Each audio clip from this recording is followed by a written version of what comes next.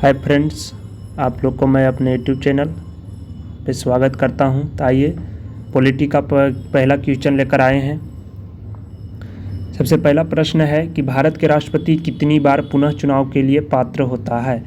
तो भारत के राष्ट्रपति जो है इसकी चुनाव के लिए कितनी बार पात्र होता है, यानी कि भारत का राष्ट्रपति जो है वो कितनी बार चुनाव लड़ सकता है, यानी एक व्यक्ति। तो ऑप्शन ए में है 1 बार, 2 बार, 3 बार, कितनी बार, यानी कि इसकी कोई सीमा नहीं है, कितनी भी बार बन सकती है।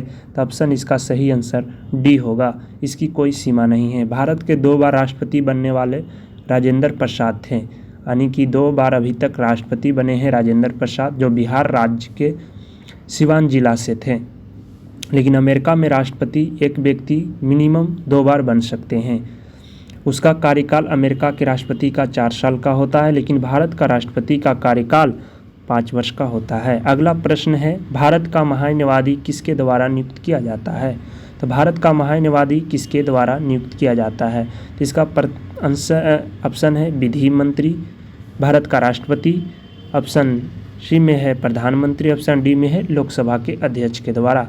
तो इसका सही आंसर क्या होगा, तो आप लोग बता सकते हैं भी।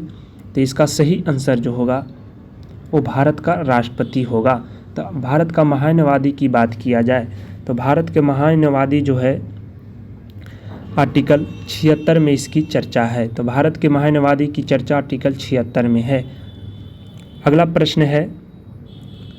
प्रश्न, भारत सरकार को कानूनी विषयों पर कौन परामर्श देता है, यानी कि भारत सरकार को कानून के विषय पर अगर परामर्श लेना है, उससे सलाह लेना है तो कौन देगा। तो ऑप्शन ए में भारत का महान्यायवादी, बी में उच्चतम न्यायालय के मुख्य न्यायाधीश, सी में है विधि आयोग के अध्यक्ष, डी में है इनमें से कोई नहीं। तो इसका सही आंसर होगा भारत का महान्यायवादी। ये भारत का प्रथम कानूनी सलाहकार भी होता है, प्रथम विधि अधिकारी है। भारत सरकार का प्रथम विधि अधिकारी भारत का महान्यायवादी है, अटॉर्नी जनरल जिसको इंग्लिश में बोलते हैं। इसकी चर्चा अगर पूछा जाए आर्टिकल कितना में है तो 76 में है। अगला प्रश्न है, आमतौर पर भारत के प्रधानमंत्री होते हैं। आमतौर पर भारत के प्रधानमंत्री संसद का सदस्य नहीं होते हैं। ऑप्शन बी में लोकसभा का सदस्य, राज्यसभा का सदस्य, दोनों सदनों का सदस्य। तो आमतौर पर यहाँ लगा दिया गया है तो लोकसभा का सदस्य होता है। भारत का भी जो प्रधानमंत्री नरेंद्र मोदी जी हैं वो लोकसभा से जीत कर जाते हैं, लेकिन इसके पिछले बार जो मनमोहन सिंह जी थे वो राज्यसभा का सदस्य हुआ करते थे। अगला प्रश्न है आप लोग के सामने, भारत सरकार का कौन अधिकारी सदस्य ना होते हुए भी भारतीय संसद के कार्रवाई में भाग लेने का अधिकार रखता है, यानी कार्रवाई में भाग ले सकता है, लेकिन ध्यान रहे कि वो वोट नहीं डाल सकते क्योंकि वो उसका सदस्य नहीं होता है, क्योंकि वो संसद का सदस्य नहीं होता है। ऑप्शन ए में है उपराष्ट्रपति, ऑप्शन बी में है अटॉर्नी जनरल, ऑप्शन सी में है नियंत्रक महालेखा परीक्षक, ऑप्शन डी में है चुनाव आयुक्त। तो इसका सही आंसर होगा अटॉर्नी जनरल, जिसको हिंदी में बोलते हैं भारत के महान्यायवादी। यही जो है वो भारत के महान्यायवादी ही भारत का प्रथम विधि अधिकारी होता है, यानी कानूनी अधिकारी होता है भारत सरकार का। भारत सरकार का वकील की बात की जाए तो वही भारत के महान्यायवादी करता है।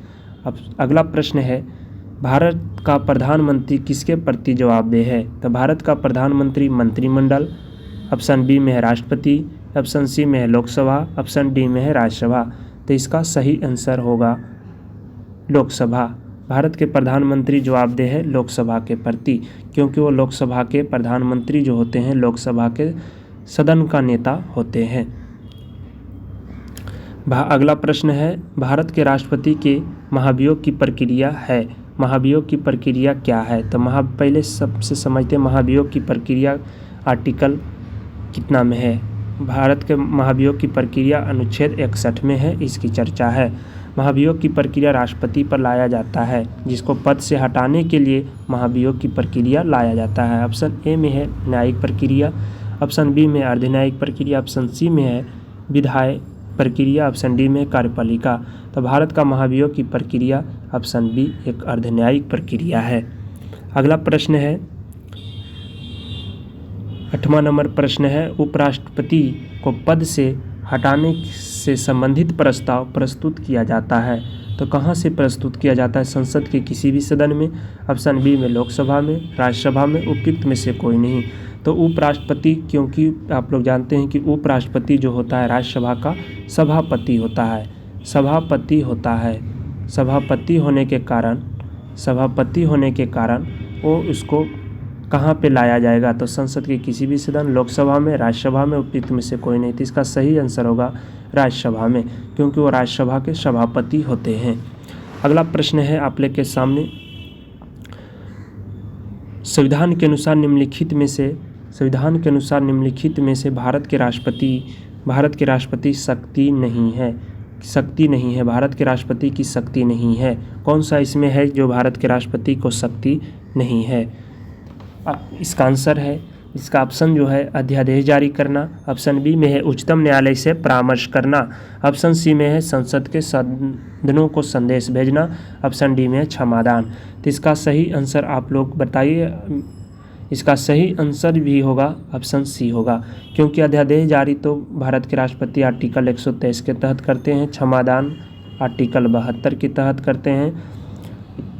अब परामर्श तो ले सकते हैं 143 आर्टिकल के तहत। तो ऑप्शन सी ही इसका राइट आंसर होगा, संसद के सदनों को संदेश भेजना। अगला प्रश्न है, लोकसभा का और राज्यसभा का संयुक्त बैठक किसके द्वारा आहूत किया जाता है? तो संयुक्त बैठक किसके द्वारा आहूत किया जाता है? तो राष्ट्रपति द्वारा। ऑप्शन बी में है संसद द्वारा। ऑप्शन सी में है लोकसभा अध्यक्ष द्वारा। ऑप्शन डी में है राज्यसभा के सभापति द्वारा। तो इसका सही आंसर जो होगा, संयुक्त अधिवेशन को बुलाने का काम जो है आहूत मतलब ही होता है बुलाने। तो ऑप्शन ए में होगा राष्ट्रपति द्वारा। संयुक्त बैठक की बात की जाए तो इसका आर्टिकल 108 में इसकी चर्चा है। संयुक्त बैठक लोकसभा राज्यसभा दोनों को बुलाया जाता है, वो राष्ट्रपति बुलाने के काम करता है। लेकिन अगर पूछा जाए इसकी अध्यक्षता कौन करता है, अगर इसकी अध्यक्षता की बात किया जाए तो इसकी अध्यक्षता लोकसभा के अध्यक्ष के द्वारा किया जाता है। अगर वीडियो अच्छा लगे तो सब्सक्राइब कीजिए और चैनल को शेयर कीजिए। तब तक के लिए धन्यवाद। फिर से मिलते हैं अगले वीडियो में।